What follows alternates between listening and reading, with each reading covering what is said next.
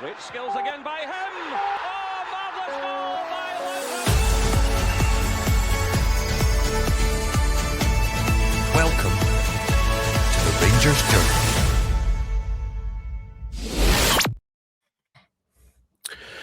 Good evening and welcome to the Rangers Journal. My name is Doug. It's the 3rd of February, the day after the transfer window, and all the action that occurred yesterday after our mega 6.5 hour stream that we put on last night. Huge thank you to everybody who came to that. There wasn't maybe quite as much as we'd like to have spoken about, although we did find plenty to speak about nonetheless. And we were going to be covering that and everything else as we look back at all the occurrences, the new players that have come in, the players that have left, and where that leaves us in terms of the squad. Joining me this evening to have that discussion, I've got, first of all, Craig. How you getting on, mate? Yeah, very good, Doug. Thank you. Looking forward to tonight, and glad that the whole excitement of the window's finally over. And I've also got Graeme. Good evening, Graeme. Evening, gentlemen. Evening, everyone. Glad the transfer window is rammed closed, and now we can go into the business knowing exactly who we've got for the rest of the months for the run-in for the league. So, looking forward to discussing it tonight. And last but certainly not least, we've got my usual partner in crime for the members videos. We've got Marty. How you getting on, mate? I'm fine, thank you. It's nice to see we actually done some business in the positions which we need the most. So looking forward to talking about it. Indeed, absolutely. First of all, just apologies for our slightly later start this evening. For some reason, StreamYard decided to forget a whole bunch of the settings. I was clicking live and the intro and stuff wasn't playing, so I had to just fix that before we went on. So thank you if you were waiting. We've already got some of the usuals in the comments, so good evening to you guys. If you've got any questions about the transfer window, any thoughts, or you'd like to hear us talk about anything in particular, then do throw your questions in the chat and we will get to them at some point. First of all, though, I'll just go to each one of you and just without going into sort of any specific players or things like that, just a general thoughts on how you thought the January window went. I'll start with yourself, Craig. I think a lot of people perceive the transfer window as being the last day. And actually, if we take it as a whole, we've brought in 4 players who are expected to improve the squad. We've seen a couple of them already, and in varying degrees, there's something there. But I think it's that classic thing that if all 4 of them had come in yesterday, we'd think it was a great window. I think we sort of forget about the ones who have come and just want more. But yeah, I think overall, I think it's a pretty good window. But the proof will be in the pudding in terms of how they assist us in the run-in and whether or not they can get the required result. Absolutely. And yourself, Graeme, what were your thoughts on the window? I think it was a positive window on the whole for us, not just with the players we brought in, but also with the players we managed to move on or go out and get some game time. So we addressed the problem of only having one left back in the squad, so that was encouraging. We've brought in a winger, a central midfielder, and for me, it was about improving the starting 11. That was the big thing we needed to do. We weren't there to improve the squad; it was improving that starting 11. So time will tell if that's happened. But I think on the whole, a positive window, some potentially good business being done there. But time will tell, as it ultimately always does. Absolutely. And Marty, your final thoughts? It was a positive transfer window. I think we were all expecting quite a lot of business, which was probably a little bit unrealistic. I think Danny's done what he needed to do, was to shore up certain positions. So it's going to be an interesting end towards the season, and hopefully it's signings that can bring us good fortune and progress the team forward is what we need. Yeah, definitely. So we'll start off talking about that deadline day. As I said, we brought in one main player, which was the striker Ryan Nadiri. If you've not seen already, he's got his interview up that was put up today that you can go see. He's saying all the right things, as often players do. Very excited to be at the club. One of the things he talked about, which Paul mentioned as well, obviously, Nadiri came in for a reasonably high fee, just about 5.5 million. There is a sell-on fee for Hamza Rock stock as well, which I believe is about 20%. So they'll get a nice payday should we do what we hope to do, which is have a player who fires in 1 million goals and then gets sold for 30 million. But the big fee has been something that's been mentioned. Craig, he was originally a deal was agreed to bring him in the summer for I believe around about 3.5 million, and then it seemed as if we'd then we're looking to Cameron Archer as the potential signing that was going to come in the actual window itself for the immediate fix. But that then, I think, due to sort of cogs turning on, or to be more specific, not turning elsewhere, that deal fell through. So we went back to Nadiri and Rostock and then agreed this deal for an extra 2 million to bring in straight away.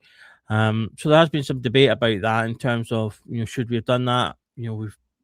Some people feel like we've been fleeced an extra 2 million just for this. What's your kind of thoughts on that whole process? Are you happy that the club took the extra steps to get him now? Yeah, I am actually. And I'll tell you for why. I think one of the things is the value to us as fans is irrelevant. We don't know this guy. We've never watched a German third division game in our lives, or we probably don't. The people who are there are analysing the stats. They're talking to people. They have connections here, there and everywhere. The data will have gone in. There'll have been all sorts of discussions going on about this.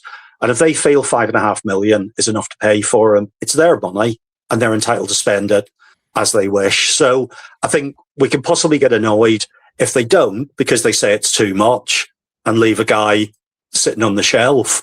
But actually, in terms of that, I think I would trust the judgment of this, particularly. And again, a lot of us talk about, well, we find this gem in the European lower leagues or whatever, is this, that, and the other. People at the club talk about this as well. And people at the club, it's their job. They do it 40, 60 hours a week. The manager was obviously assistant coach of the German national team. He's going to be very well connected in Germany, and he's going to know who these gems are potentially, because he'll be talking to people he knows, potentially at Rostock or potentially at other clubs, who go, that lad is an absolute smasher. And I think that we should trust that. Now, it's a lot of pressure to put on a lad, and it probably will be a step up at the start. But in terms of giving people some comfort, I think one good example from a couple of years ago was Ivan Toney was languishing in the League One with with Peterborough when Brentford picked him up, and that worked out well. And I think he was probably even older than Nadiri then. I'm not quite sure if that's the case, but there are proper gems to be had down there. I think this is probably a considered decision. I think he's somebody the manager wants. I think he knows he can get something out of him. And I think I would leave the obvious thing to the other guys about the fact that we probably do need a striker. Absolutely. And you could also add linked summer quote unquote target. Jamie Vardy fits into that kind of bracket as well. Player that came from lower divisions, played all the way up.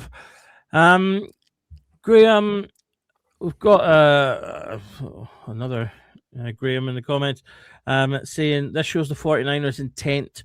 This is something that I quite liked about them, as I say, that process of going back and spending this extra money, because I kind of feel like that's not sure that's something the previous board or older boards would have done.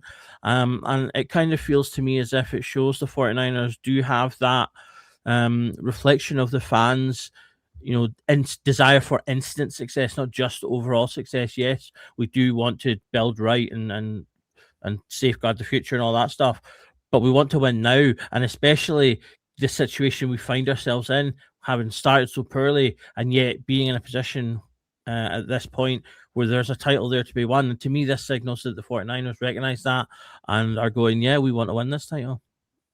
Yeah, very much so.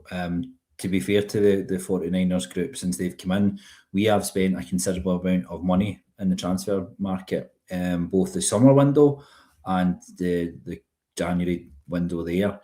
Not all that money, I think, has been wisely spent. So that's obviously why Kevin Thelwell's not in the position that he's in now. So I think there's been some mistakes made in that spending that money. So as much as money is a good thing, we need the signings to be right. We need the players to come in and make an instant impact and a difference to our starting 11. So they are an ambitious group. They're not here for a bit of fun. They are here to make Rangers Football Club successful. And they are certainly shown that with their intent. Now what we need to do is get these players up to speed, get them embedded within the squad, and go after this league championship. So we cannot fault the 49ers. There's many a transfer window over the past few years in previous board and regimes where we felt a bit disappointed, or we have felt they've lacked the ambition that we have as supporters. That's not something that can be aimed at Andrew Kavanagh and the 49ers group. So the manager's got some good players in paper and in theory. Now we need to make it work for us and go out there and start performing and delivering results. Craig's absolutely right. We needed improvement in that striker position, but that's not the full answer. We've not been playing well enough in terms of that final third. Our decision making has been poor. We are not creating enough chances. So that only gets too far having the right striker in. We need that system to work, and we need the creative players to do what they do best, create chances and give our strikers the opportunity to score goals, because goals for our strikers, in fact throughout the full team, have been hard to come by this season, and that needs to change if we're going to win the league. Yep, absolutely good points there, Marty. Craig touched on the fact that he's going to come in and be under pressure straight away to score goals. That's what our strikers haven't been doing.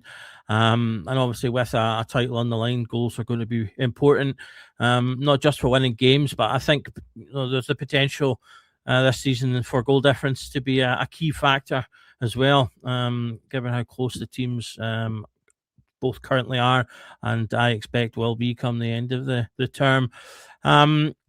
We'll touch a little bit more on it later, but going the opposite way is Danilo, who's gone out on loan. In a way, as much as there is pressure on him, as long as he stays just fit and scores every once in a while, he's going to be better than the player he's replacing, who, although very popular, wasn't didn't really do the business. Where do you place this sort of level of expectation for him? Well, I think Rangers fans overall are going to have a really high expectation of him purely on the basis of how much we've paid for him.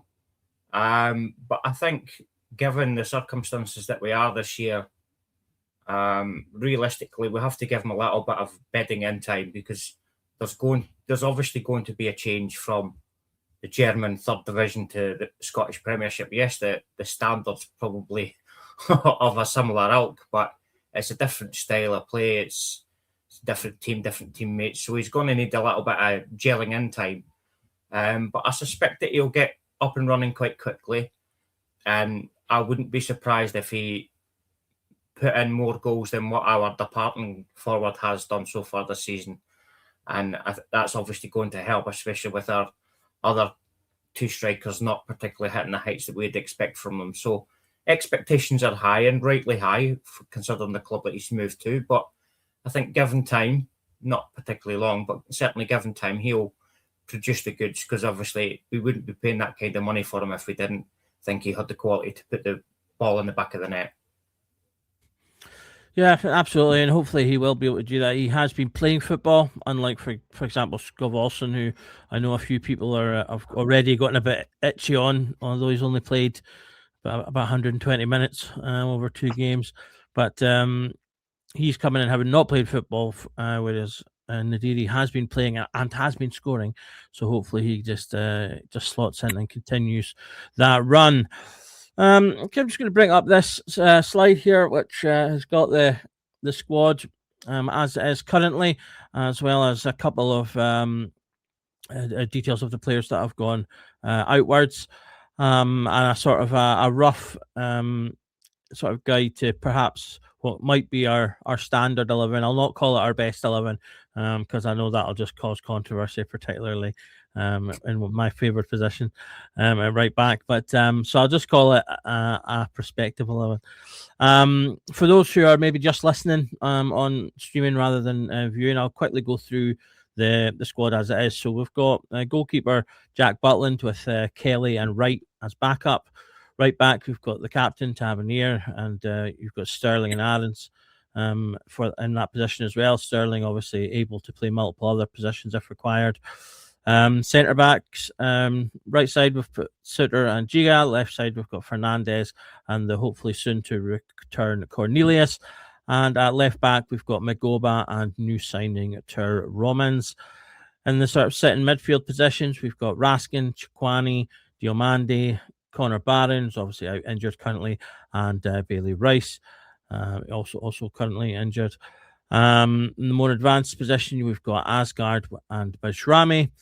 On the left side you've got Gassama and Moore. On the right side Skovolson and Antman, and then up front Nadiri, Chermiti and Miovski. So if I come to yourself, Craig, in terms of just the overall kind of squad balance, we've got roughly 2 players in every position now. Are you quite comfortable with that? And do you think it's a good, as I say, balance of players? When we looked at the squad in the summer, we very much had obviously only one left back. We had a lot of left-sided players, not as much going there on the right side. Things are looking a little bit more balanced now, both in terms of just having, as I say, the sort of 2 players in every position, but also when you're looking at those players that haven't put as kind of the starters, I would say I think a reasonable level of quality as well. Yeah, I do think so. And I think one of the key things as well is the fact that Sterling is in that conversation again because he's fit. And so you've got somebody there that can play, as you've already said, Doug, across a number of those positions, which improves those options even more. I think, you've got the likes of Mikey Moore who can play in that number 10 position you talked about. Bajrami can play wide if need be. I think there's all sorts of different options that the manager's got that I think even a few people have talked about the potential for Chermiti to play in a number 10 position, which would be an interesting thing, but don't rule it out if the other lad turns out to be very good. So, yeah, I think things look a lot better. I think some of the people who've been written off as duds, like Fernandez and Chermiti, are now being thought of as actually being good players potentially, possibly a bit raw, but with a bit of potential there. For me, the big thing would be if the likes of Ant-Man could become the player that we hoped we'd signed in the summer. And these guys who are in our conversation because you've named the entire squad, but aren't really in it at the moment because I don't think anybody would have him as a key choice. But if that guy can actually start creating goals like he does, that just gives us even more options. And, the other guys, Skov Olsen, Romans, etc., they're going to need some time to bed in. And I think we've got to give them that. But I do think, yes, things look an awful lot better. And actually, bizarrely, the players that were brought in the summer, who possibly did for the old director of football, some of them actually maybe aren't that bad. Maybe with a better manager, they would have been in a much better place now. But I think it was the right decision that he went when he did. So I'm not going to take any issue with that. Yep, absolutely. And Marty, what's your thoughts on the sort of the overall balance of the squad now? Well, it's certainly an improvement on where we were when we only had one left back, for example, that was on loan to us. So it's definitely a more balanced team. I mean, we've already seen samples of the two players that were brought in early in the window, Skov and I can never pronounce that name, Chikarwani. Sorry if that's spelled better, if that's pronounced wrong. But they seem like decent players. They've not set the world on fire, but they've only had a couple of games. So give them a bit of time, and I think they'll be able to produce the goods. I don't think that you could say any of the signings are negative signings from the players that have gone out or the players that they're taking the position of. So it's definitely an improvement, and it's looking promising for the running. I mean, it was a little bit harem-scarum at the start of the season with, as Craig was just saying, that the manager that we had Some of the signings, well, we could see one of them's gone back out. So not all the signings were positive and what we needed, but overall, they seem to be coming good, most of them. So it's definitely looking more promising for the running than what we were before the transfer window. Yeah, absolutely. And finally, yourself, Graeme, what's your thoughts overall? I think we've made a step forward compared to where we were at the close of the window in the summer and at the start of the season. Absolutely left back coming in, starting the season with just one natural left back was absolutely crazy. Had you asked me around October, November time, I'd have said we needed to improve with a quality centre back in. But the emergence of Fernandes and how well he's been playing and his goal contribution has probably made that a bit difficult because we've got Cornelius and Giga in there as loan. There's probably not a lot we can do without some sort of penalty based on the contract there. So we're probably having to make do with what we've got as centre back in this window because of the loans, but also in recognising Fernandes has come on to play a lot better and contributing goals. I still think we could be stronger in that final third. I've seen some of the comments and absolutely spot on. Ant-Man seems to naturally play for Finland and elsewhere in the left side and cut into his right. So we've probably still not got that balance quite right in that final third. Gassama and Moore, when they're playing well, are a handful for teams that we play against. We just need that consistency from the two of them. If you look at the Asgard-Barami position, Asgard for me isn't doing enough. He's not working hard enough. He's not contributing enough. Barami's been unlucky with injury. He was coming into a bit of form, but I'm not sure we've got that quality right. And I wonder if we're better with a flat three in midfield with Raskin, Chukwani and Diamondi in there, or Barron when he's fit, because I think that gives us a lot more quality throughout the team and a bit more control in midfield. So it's a step forward. We've still got a lot of work to do in future windows as well. And it's probably worth noting, if you look at that back line, there's 3 of those going back to their parent clubs potentially in the summer. So we're going to need to rebuild from the back come the summer before we even kick a ball with the 3 loan signings. So we've stepped forward, but I would have liked a bit more quality in the final third. I think we're still missing something. And I also think Finlay Curtis would have gave us something a bit different if he remained within the squad. I appreciate he'll get some minutes down at Kelly. But I just wonder, would we be stronger in that final third with Finlay Curtis? I think we would have been. Yeah, that's a debate we'll definitely touch on this evening. Touch comments there, but we've gone international.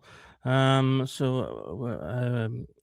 a Bayern fan there coming in, wishing Ryan good luck, hoping we return to the top of Scotland. So danke for your comment there. And we hope you're enjoying the show. If you or anyone else are watching and you're not subscribed, do click that wee subscribe button. If you're interested in watching more and hearing more about Nadiri and how Rangers are getting on, and hit that like button as well if you can. It helps the algorithm to know that people are enjoying the show and to throw it out to others who might not have discovered us yet as well. Okay, a couple of you touched on left back, so we'll sort of start there in terms of specific discussions.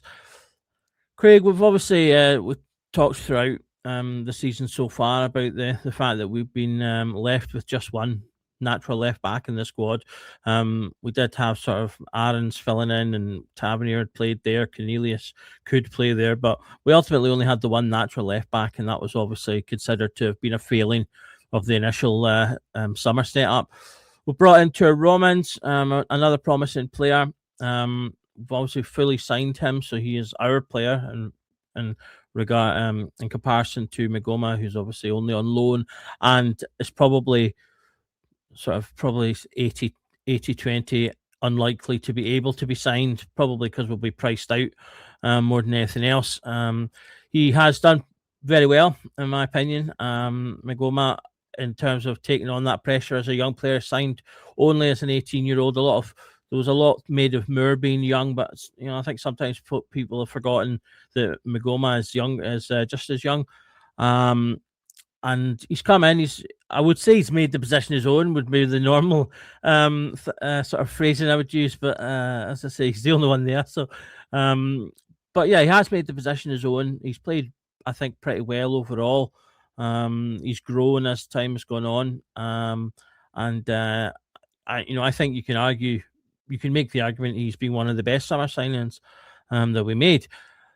But obviously, with the idea that maybe he's not going to be here longer, will we potentially see Romans take over in the position if he's good enough? How do you see that panning out?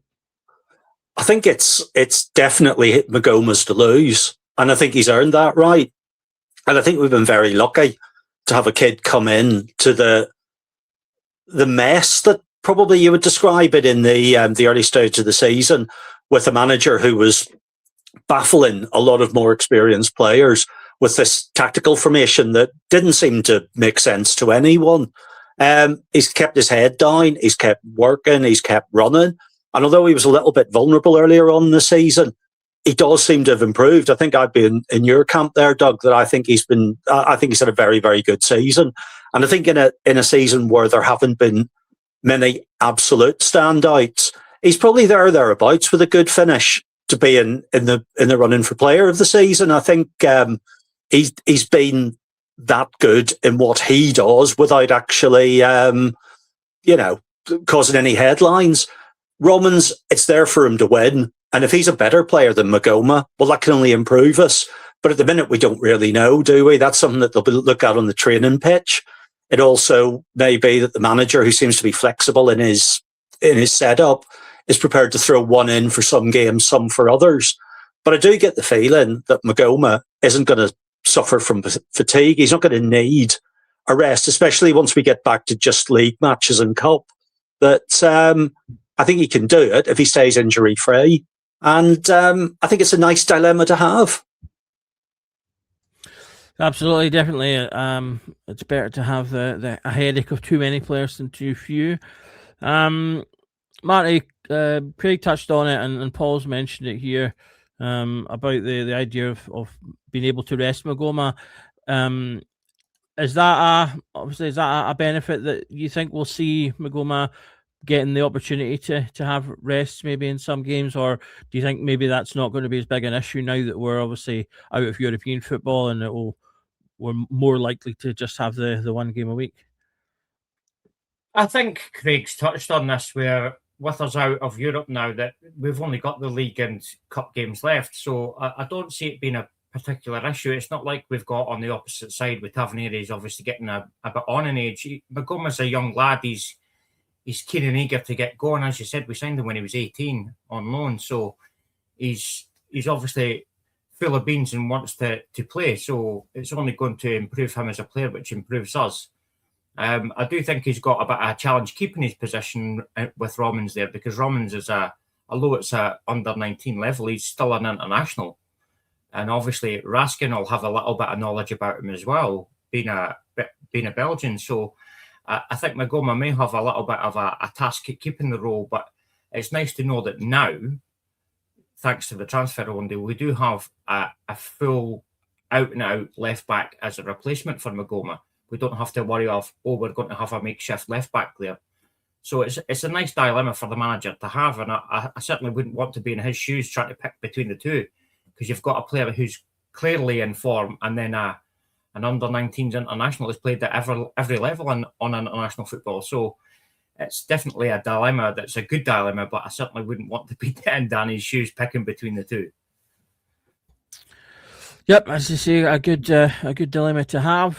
Graeme, Juicy Bear has suggested Magoma will be phased out for the actual owned Rangers player. Is that how you see things panning out, or is it, as Craig suggested, very much Magoma's position to lose, and if he keeps playing well, though, Romans will potentially just have to wait? I think first of all we need to recognise Magoma coming up here on loan at 19 and carrying that weight of being the only left back in our squad. He's done remarkably well. I think sometimes defensively he can switch off a little bit when he gets into some great positions in the final third, and you're just dying for him to whip in a cracking ball into the box, and that final quality just hasn't been there. So he's not the complete player. I think we're getting a more complete player with Romans, and if we've got a more complete player, that will only be good for us in the title charge. So it's all about quality, who can deliver the best in that position. And let's say McComa's done really well, but sometimes defensively he can switch off, lose a bit of concentration, and that final ball in the final third, it just sometimes isn't good enough. So we've got a more rounded player, a more experienced player with Romans. I would imagine over the next few weeks that Romans makes that position his own. Yeah, it'll be a fascinating battle to watch. Stuart Allen's in the comments here. I'm giving you comment of the night so far. We've never replaced the quality of Barisic. His defensive, he had his defensive problems, but overall he was quality. It's nice to see someone say something nice about Borna Barisic, because there was a period of time when I just felt like everyone had turned and decided he was the worst player in the universe, and I always really liked Borna Barisic. So well done, Stuart. You've got my comment of the evening so far, because I do think Barisic was a really good full back. And yes, all defenders make mistakes now and again. But he had speaking of what Graeme was saying there about putting balls in, Barisic was excellent at that. I will very much miss the old Barisic left side cross ball to back post and Tav there to knock it in. That was a great combination for us for a couple of years. But anyway, we're here to look forward, not backwards. So I'll move on to the next area of new signings, which is in that kind of midfield area. Craig, obviously, we've brought in Chukwani into that midfield berth. Again, this is a player good age in his early 20s, but with a reasonable level of experience in terms of the amount of play he's had. Coming in from Sturm Graz. As I say, some people may well have seen him as he has played in the Champions League, he's played in the Europa League, and indeed played against them across the city, getting red carded for a slightly naughty challenge on McGregor. But I think most Rangers fans will probably count that in the positive box. So as I say, I've got him sort of behind Raskin there. It's not necessarily saying that that's his specific position or that he is behind Raskin specifically, just fitting them in. But I think we've got the options there. Obviously, we have had the tendency to play the 10. I think we'll probably continue to do that. But a lot of people are interested in us seeing a bit more of a flat 3 in that midfield to give us a bit more control. And that could be a way that, for example, you see Chukwani, Raskin, and Diamande, for example, all play together. Whereas I think we might see it being a bit of a 2 out of the 3 getting picked. We've seen him appear in the 2 games since he came in. Is this a player that you're excited about? Do you think he brings something different to the midfield, or is it more just a different type of option in terms of maybe the physicality, which I think is something that we've really looked at this window? Yeah, well, I think, we've seen 2 players who have come in this month. And of the 2, he's been the more eye-catching of the 2 so far. But I do feel he's possibly playing within himself at the moment. I think he's playing his way in, feeling his way in. He hasn't done a lot wrong. He missed a very good chance in his first game, but it maybe came a little bit too quickly for him. I think we see him as more of a defensive player, potentially as attacking. But actually, if he's got that attacking element to his game that maybe is being restrained a little bit at the moment, then he could be a very good signing. But I think so far, and the guys might take a different view, but I think it's very positive in relation to him so far. I think that what we've seen is good, with the hope that there's more to come. And if there is more to come, then I think he could be a good signing. Yep, absolutely. Marty, your thoughts on Chukwani? As Craig said there, I thought he's shown pretty well so far in his appearances. If that's the baseline that he's got, then he's hopefully going to be a pretty decent acquisition. Yeah, I mean, as Craig says, and as you've just mentioned there, we've only had a small glimpse of him, really.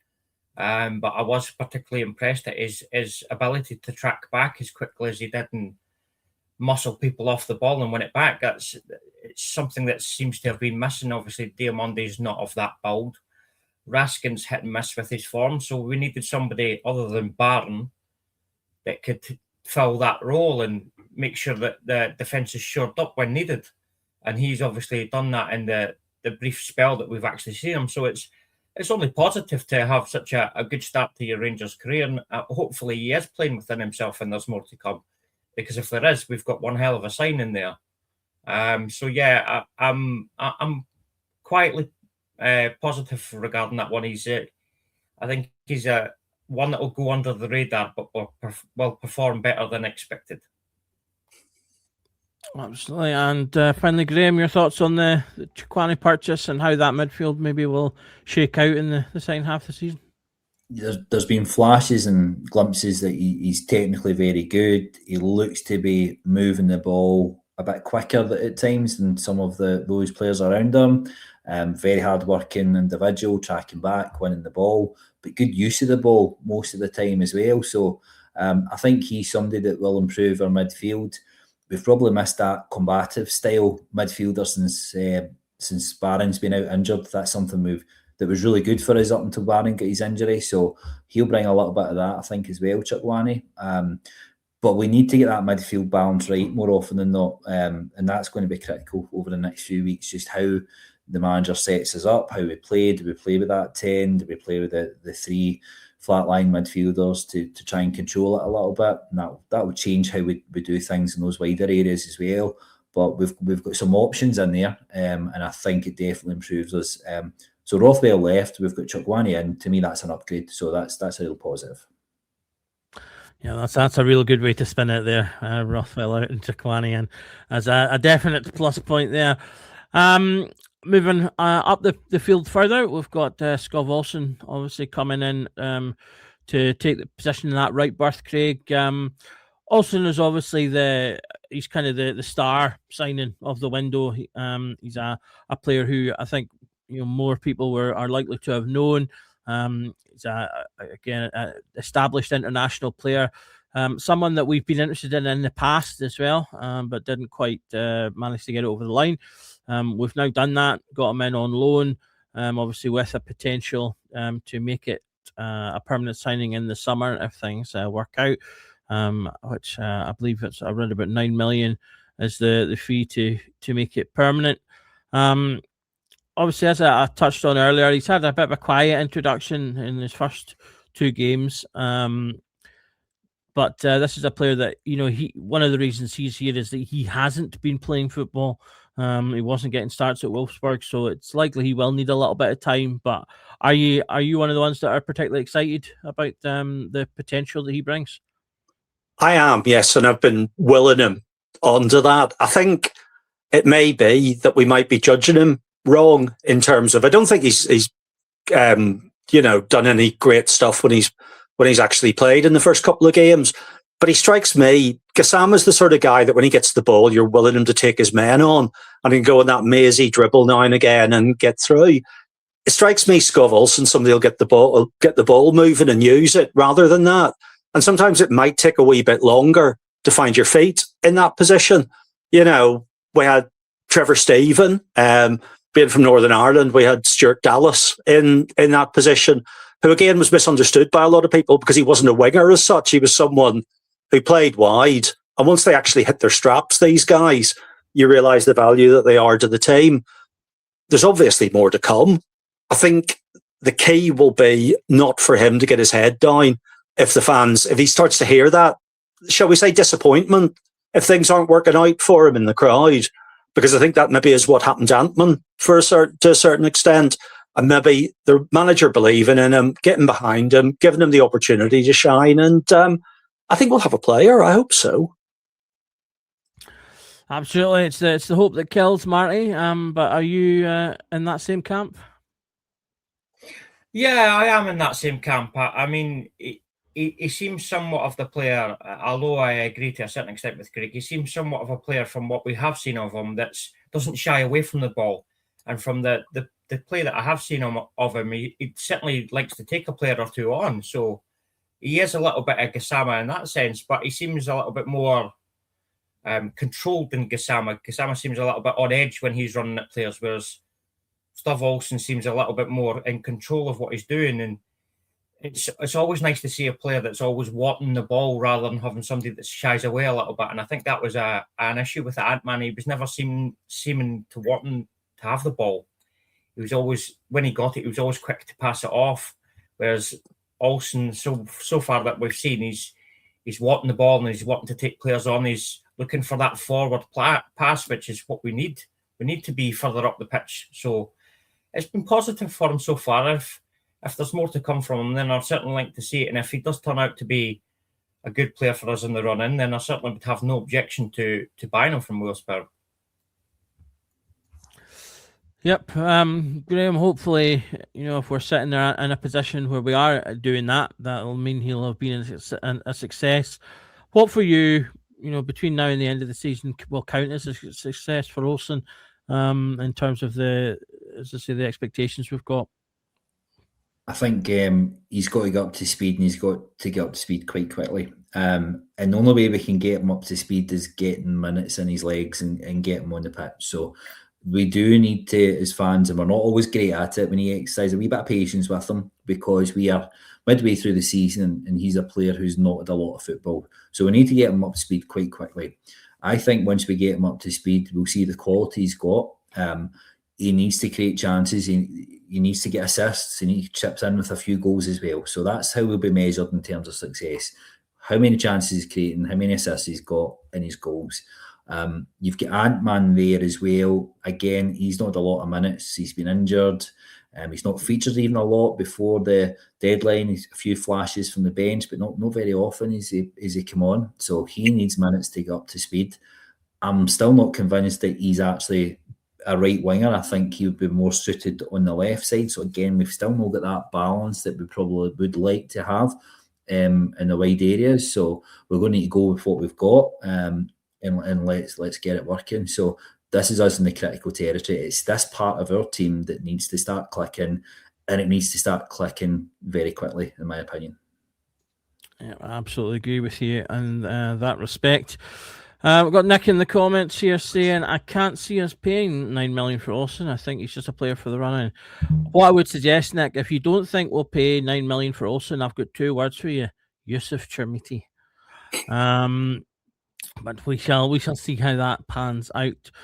So obviously the last new signing was Nadiri, we've already touched on. So I want to have a wee look there on the right-hand side at the opposite side of the coin, Craig, which is players out.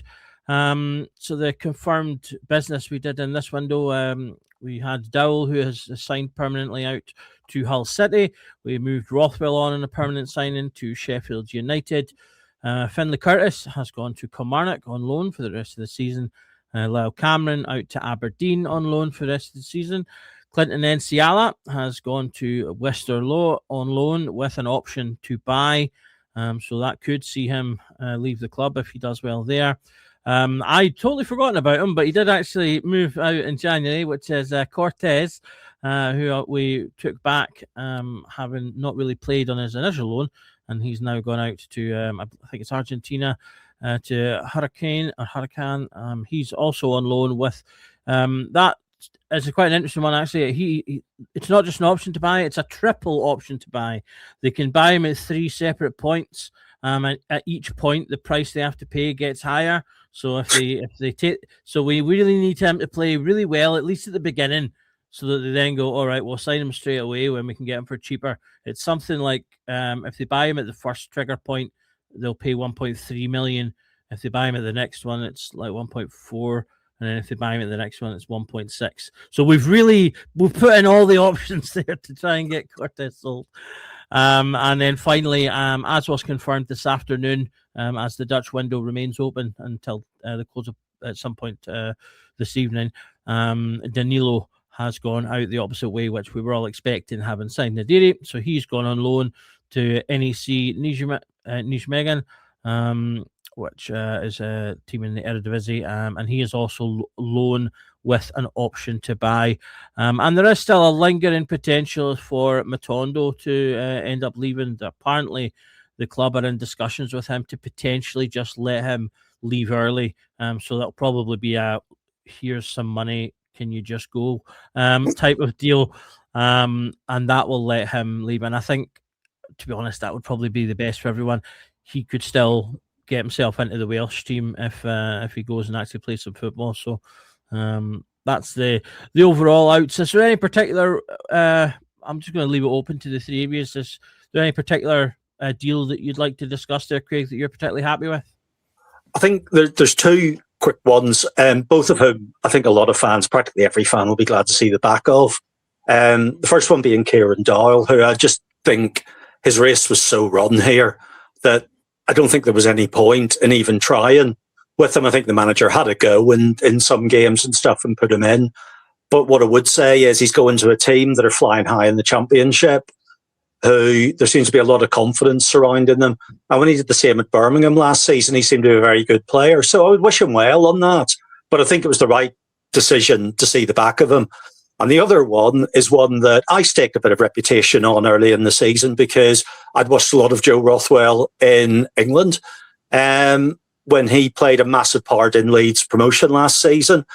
He always, funnily enough, looked like a guy who'd been on a stag do the night before and just been asked to turn up to play. You know, the pallor in his cheeks and stuff was always the same.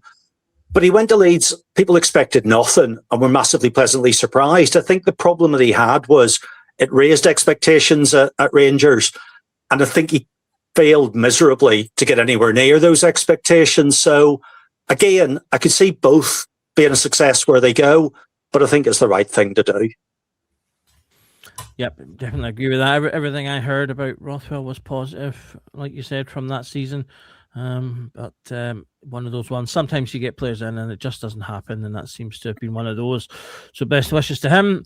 Marty, any particular of the loan deals there that you think has been a good one to have put in place? I'm okay with the Cameron loan because obviously Aberdeen have drastically improved from the start of the season, which was atrocious for them. He just wasn't getting minutes, and that's what the boy needs. He needs minutes in those legs. I didn't particularly see that deal coming from the Rangers' perspective when we signed him, but obviously he was a player that was well looked into and was bought quite early on. So it was obvious that he would need minutes in his legs and to see what improvement he could give. So the only choice really was to put him out on loan because he was never going to get anywhere near the starting 11, especially with not getting any minutes in those legs. And I think the biggest one for me would be Curtis. I was a little bit surprised by that. I understand the Rangers connection there, but I would have placed him higher than possibly Ant-Man. I would have given Curtis game time over Ant-Man. I think you're getting a better player at the moment, particularly anyway, with Curtis. So I was a little bit disappointed to see him going out on loan. I'd rather have given him more of a chance in the starting 11 than what he's had. So I was a little bit disappointed with that one. Yeah, I think in terms of Cameron, I feel like he might be a what's the word I'm looking for here? The word has totally escaped me, but I feel like the reason he might have gone out is he's a bit of a smaller player. And if you look at the profile of the players we've brought in, we've been bringing in bigger, stronger players, which does address an issue that a lot of people thought we had in terms of not being physical enough. And I kind of wonder if Cameron's been put out in the hope that he will bulk up a little bit. Graeme, what about yourself in terms of those deals? Are you happy with the outs that we've managed to do? Quite a few. It's not often we get that many people out in one window. Yeah, I think there's Dill, wish him well. It's just not, he's just not been good enough for us. And he's went on loan and seems to have done quite well down south. I'm sure he'll do well for Hull. Wish him all the best. Rothwell, that we touched on, it's just not worked out for him at Rangers, unfortunately. I think we all had big expectations with how he played with Leeds last year in their promotion winning season. So again, disappointing. Curtis, I think, is the one we need to watch is Curtis. Want him to get some minutes, see what he can do. He's the one I feel would have maybe been beneficial to keep around in terms of for ourselves, but that decision's been made. I'm not sure that Cameron has a future with Rangers in terms of he doesn't seem to fit that profile of what we are looking for. So that might be one to put in the short window, and he possibly moves on in the summer. The rest, I think we're all quite agreed that it's the right thing for them, And Matondo is, flatters to deceive. It's not his fault. We paid the money we did for him. It's not his fault he's on the amount of money he is. But I think it's the right thing for him to move on. He's really not delivered for us. Probably from an era where we made some poor decisions in recruitment, he's got to be up there as one of the worst decisions that we've made in terms of bringing in and what he's delivered. So again, wish him the best, no harm to him, but it's good for us if he's on his way out and leaving. And it frees up some wages with the amount of money he's on. That could be massive for us next season as we look to really strengthen with somebody like him off the wage bill. So some good business done in terms of players out. I would have liked to have seen Curtis staying, but that decision's been made, and we'll see how he gets on at Kilmarnock. Yep, absolutely. Hopefully he goes and smashes it there. Get a couple of goals and famous Kelly wins against Celtic and Hearts. That would be quite nice if you could do that, Finlay. We're coming up to the end here, so the final kind of main question to you is, John has put in his what his kind of starting 11, if you like, would be Butland, Romans, Ferdinand, Sutter, Sterling, Chikwani, Raskin, Olsen, Gassama, Nadiri, Antman. Says that's our strongest team for him, and he's also touched on Olsen being a 10 as opposed to being out wide, which I know some of you guys mentioned as well. So first of all, I'll put it to yourself, Craig. If you were to make any changes from those kind of the 11 that I've picked out there, if you were to change anyone, who would it be to make it sort of your preferred 11? And then the really big question that I want to ask everybody, a simple yes or no, is this a title-winning squad? Right, okay. Well, I'll do the first one first, because for me, I think Mikey Moore showed some great skills when we played him in the position that you've got Ant-Man in there. Now the manager last couple of games has moved him a bit wider. He had a frustrating night. I think the European game, the last home European game, and I think he had a pretty frustrating time in the game after that. I think he probably thinks he's a player that can adapt to any position that he can put him in. But I think maybe he's the guy to just let him in there, just let him buzz around, just let him try to find openings. A lot will depend on whether Nadiri hits the ground running. But I think for me, that would be my key one, would be Moore for Asgard. Good luck. And Marty, same question to yourself? There's a couple for me, really. I would have Diamandi dropped in case he got a red card, because he likes doing that this season so far. Barn or Rice or even the new boy in there, I don't mind. Bairami Asgard's a bit a flip of a coin. I would rather see Olsen where he is than Ant-Man. Gassama's too hit and miss. I would rather play Moore. I think you get more from Moore than you do Gassama. So there's a few changes for me, but outside of that, I'd be quite happy with that. As for your second question, whether it's strong enough to win the title, given the opposition this season, potentially. I think we need some strong early results to put the fear in the opposition around us. But outside of that, I think it's going to be a close battle to the end. I definitely think it'll be a close one. That's for sure. And finally, the same question to yourself, Graeme. I think Romans will eventually make that left back spot his own over the next few weeks. I think that experience he's got, more rounded player, I think he will eventually, over the next couple of weeks, take that left back spot. The real critical bit is when we start coming into the midfield. I've not seen enough from Asgard, if I'm honest, to hold that 10 position. I think he's a bit of a luxury in certain games, and I don't think we can afford that for this run-in. I think Moore would be a better option and be more involved if he was in that 10. And that's probably what I would like to see him given that chance. I think he could really impact and affect the games if he's playing a bit more central, if we're going to play with the 10. If not, then I would feel better with a flat midfield three.